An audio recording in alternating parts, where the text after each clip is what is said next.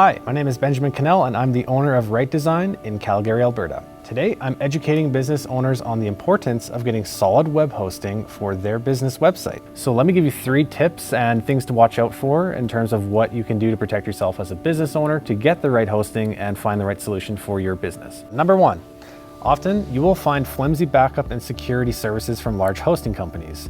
You might be getting one backup, if that. In fact, you might have 0 backups, which means if your website goes down, you're in big trouble. Number 2, slow website speeds. Your customers probably don't enjoy waiting around for your website to load and give them the information they came there for in the first place. But if you're delivering that information slowly, it could be hurting your search rankings, your customers' experience, and is probably helping your competitors who are probably using faster hosting anyways.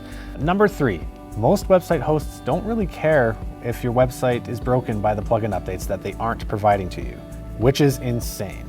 I mean, who cares about protecting your leads and sales that come through the contact form on your website, right? Wrong. Plugin updates are especially important for taking good care of your website and to make sure that your customers can still get in touch with you with that handy dandy contact form.